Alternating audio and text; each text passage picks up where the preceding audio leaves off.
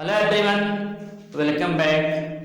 हम लोग paper solve कर रहे हैं। जैसा कि मैंने आपको इसके पहले 2016, 2017 का पेपर हल कराया।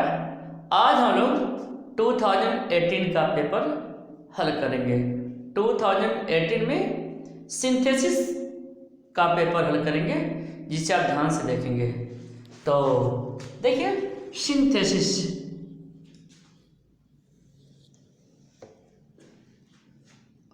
आंसर।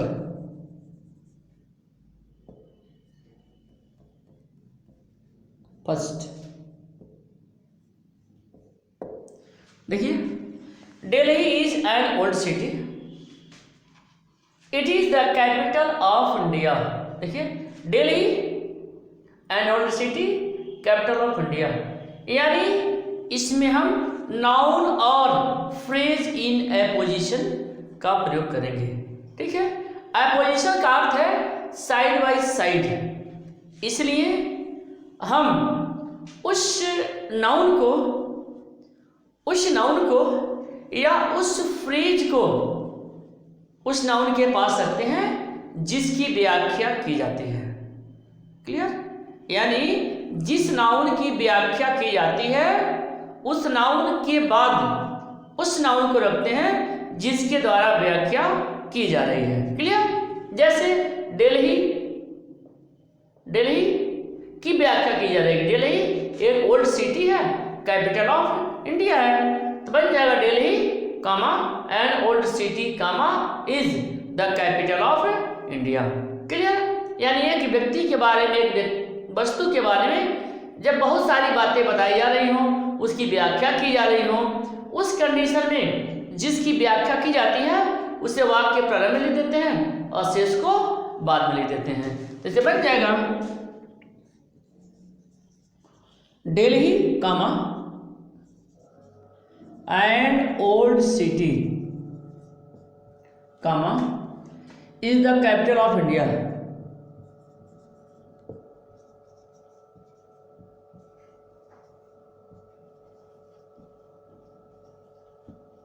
बस बन गया। या सिंपल सेंटेंस में बन गया। सिंपल सेंटेंस में एक ही फाइनाइट वर्ब चाहिए तो एक फाइनाइट वर्ब इज का प्रयोग होगा, यानी सिंपल सेंटेंस में बदल गया। चलिए इसको देखते हैं। You deceived him, that was his complaint. देखिए, यू डिसीव्ड हिम, आपने उसे धोखा दिया। दैट वाज हिज कंप्लेंट, वह उसकी शिकायत थी। तो बदलिए, You deceived him,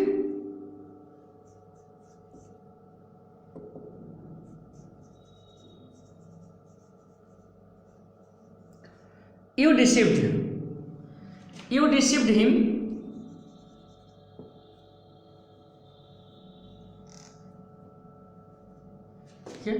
You deceived him,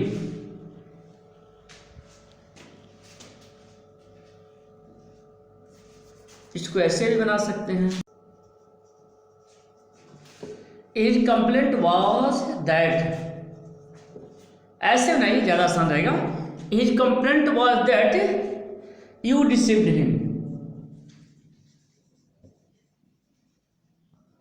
You deceived him, बदल गया।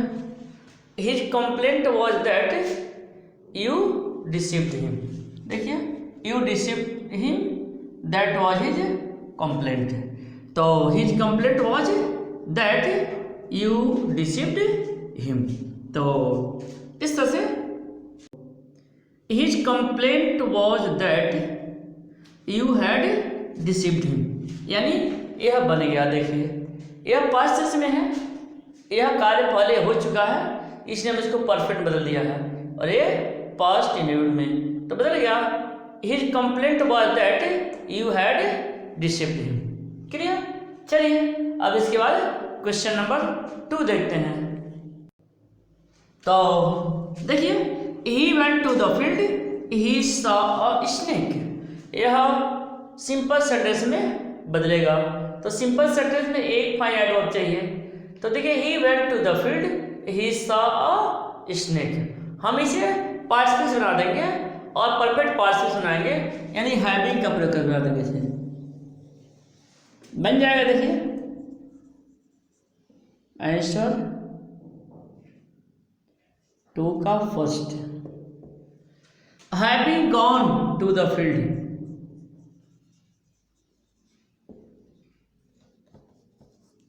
having gone to the field, he saw a snake,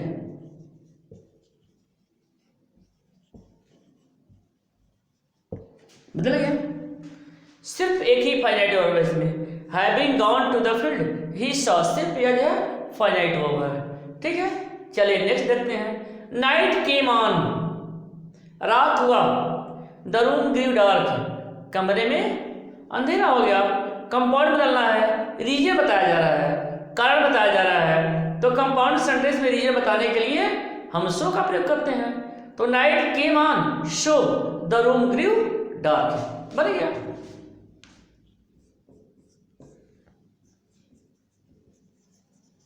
night came on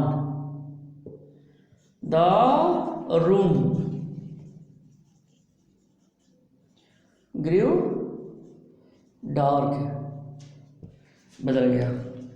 night came on, देखिए नाइट केम ऑन, सो लगाना पड़ेगा,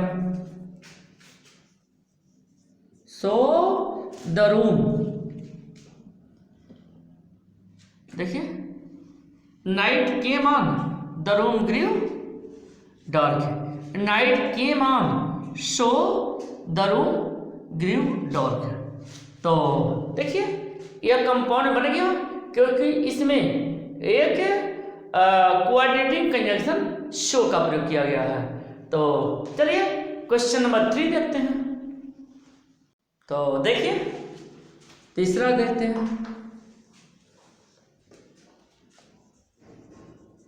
आंसर 3। देखिए he has failed many times, he still hopes to succeed, he has failed many times, वह कई बार fail हो गया। he still hopes to succeed, वह फिर भी सफल होने की आशा करता है। ध्यान दीजिएगा, यानी विरोधी बातें दिखाई जा रही हैं और सिंपल सेंटेंस में विरोधी बातों को दिखाने के लिए इन स्पाइट ऑफ का प्रयोग करते हैं। तो देखिए in spite of failing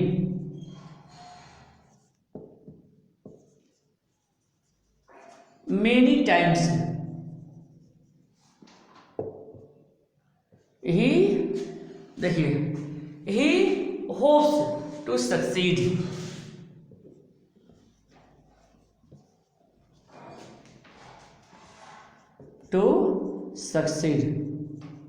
बदल गया। in spite of failing many times, he hopes to succeed, he hopes to succeed, clear. चलिए नेक्स्ट देखते हैं, सेकेंड देखते हैं। he ran so quickly, he soon overtook his father, सो दिया है, दैट लगा देंगे तो आपका यह कॉम्प्लेक्स सेंटेंस बन जाएगा।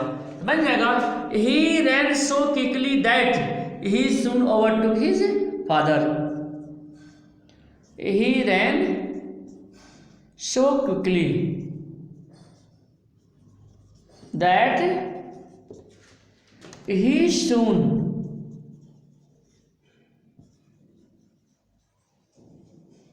overtook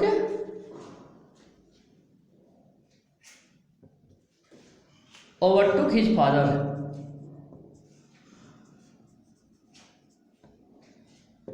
बदल गया। देखिए he ran so quickly that he soon overtook his father, यह कॉम्प्लेक्स में बदल गया। कॉम्प्लेक्स में सो और दैट का प्रयोग करते हैं, क्लियर। तो कॉम्प्लेक्स बदल गया। चलिए क्वेश्चन नंबर 4 देखते हैं। चलिए देखिए क्वेश्चन नंबर 4, आंसर 4 का first, my friend is a doctor he gives free advice to the poor. देखिए यहाँ पर भी एपोजिशन का ही प्रयोग करेंगे, नाउन और फ्रेज इन एपोजिशन, एपोजिशन का ही प्रयोग करेंगे। यानी जब एक व्यक्ति की व्याख्या की जाती है, इस व्यक्ति की क्या व्याख्या है, माय ब्रदर एक डॉक्टर है और फ्री एडवाइस करता है। क्लियर, तो बन जाएगा। देखिए my brother comma a doctor comma gives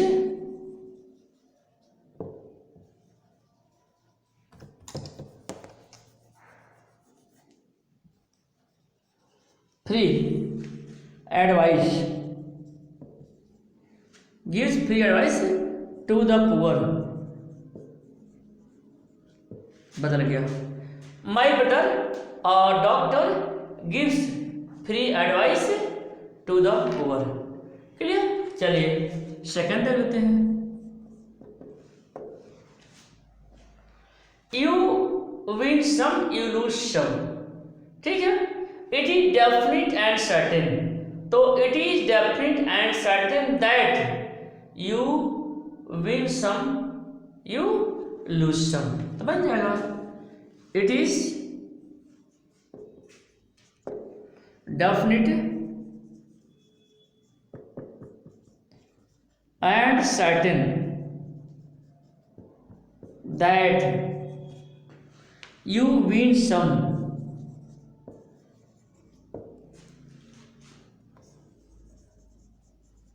you win some you lose some।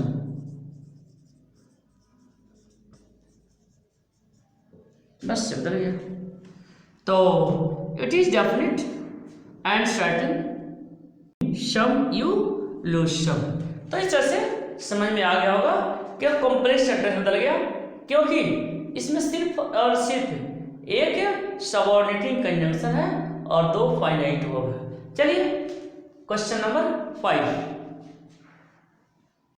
तो देखिए क्वेश्चन नंबर 5 का सॉल्यूशन क्या बनेगा। आंसर 5 का first, the workers finished their work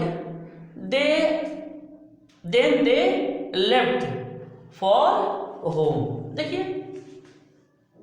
एक ही कुछ ही लोग हैं जो कुछ कार्य को कर रहे हैं, यानी यहाँ पर जो है प्रेजेंट, यहाँ पर जो है हम पार्टिसिपल का प्रयोग करेंगे। और कौन सा पार्टिसिपल लगाएंगे, परफेक्ट पार्टिसिपल, यानी हैविंग के साथ वर्ब का थर्ड फॉर्म लगेगा। तो देखिए having finished, having finished their work,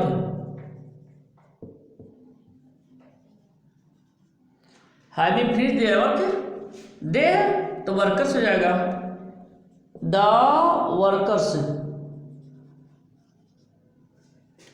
the workers finished their work, the workers left for home।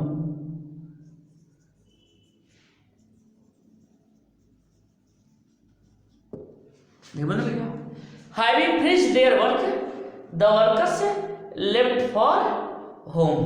Clear, simple में बदल गया। चल इसे देखते हैं, इसे भी सिंपल में ही बदलना है। It was a fine day we decided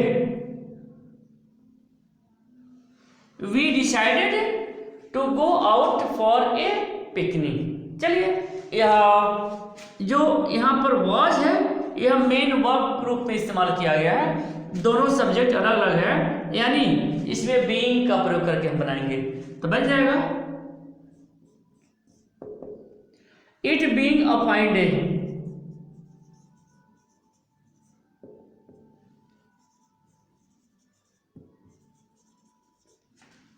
we decided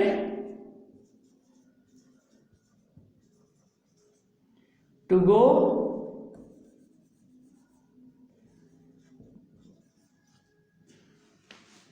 out for a picnic. बदल गया, being a fine day, we decided to go out for a picnic. तो decided to go out for a picnic, तो इस तरह से जो है आपका ये भी सिंपल सेंटेंस बन गया। चलिए क्वेश्चन नंबर 6 देखते हैं।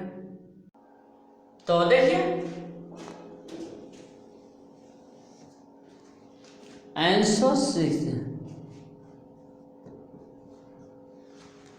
he was innocent, that was the verdict of the jury। तो बनाइए the verdict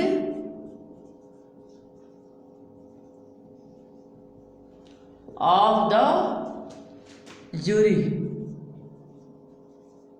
that देखिए the verdict of the jury was that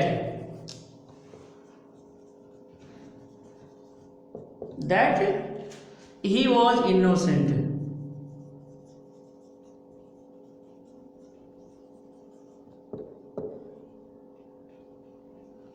हो गया।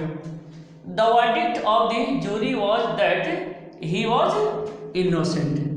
चलिए बदल गया आपका, यह कॉम्प्लेक्स सेंटेंस में बदल गया, कनेक्टिव वर्ड दैट लगा है और दो फाइनाइट वर्ब का प्रयोग किया गया है। चलिए इसे देखते हैं। The sun rose, the fog disappeared। सूर्य निकला, कोहरा गायब हो गया। अंदर रीजन बताया जा रहा है, कंपाउंड सेंटेंस में रीजन बताने के लिए शो का प्रयोग करते हैं, तो बन जाएगा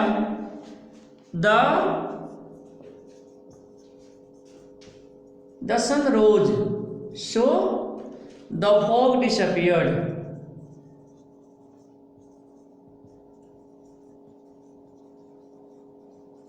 बदल गया।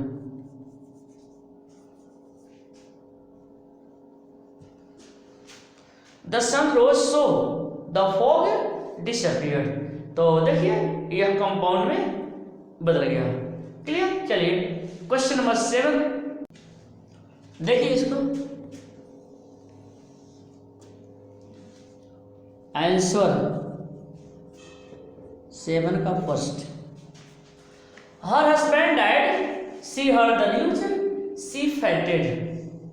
देखिए यह प्रेजेंट पार्टिसिपल से बन सकता है या use of preposition before noun और जीरंड के रूट से भी बन सकता है।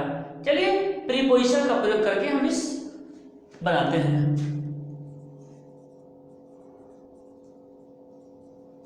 ऑन हियरिंग, देखिए on hearing the news of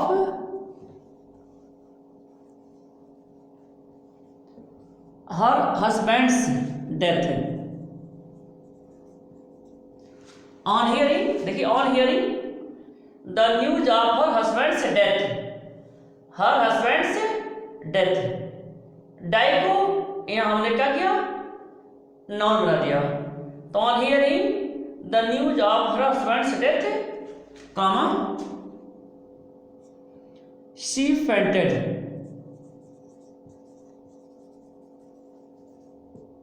बस बदल गया। Next, he was obstinate. देखिए ऑब्स्टिनेट मीन्स होता है हठी या दुराग्राही। He was obstinate, he was punished. Compound बदलना है, तो वह हठी था, उसे सजा मिली, यानी रीजन दिखाया जा रहा है, कारण दिखाया जा रहा है। तो कंपाउंड सेंटेंस में रीजन दिखाने के लिए शो का प्रयोग करते हैं, तो बन जाएगा he was obstinate, he was obstinate, so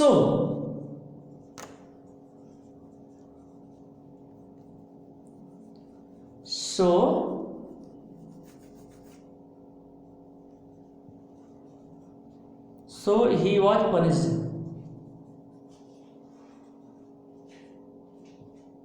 बदल गया, यह आपका कंपाउंड में बदल गया, क्योंकि इसमें कोऑर्डिनेटिंग कंजंक्शन सो लगा हुआ है। या आप दूसरे तरीके से कर सकते हैं, इसमें एक प्रिंसिपल क्लॉज है और एक कोऑर्डिनेट क्लॉज है, इसलिए यह कंपाउंड सेंटेंस बन गया। तो इस तरह से आपको यह 2018 का पेपर समझ में आ गया होगा। ओके।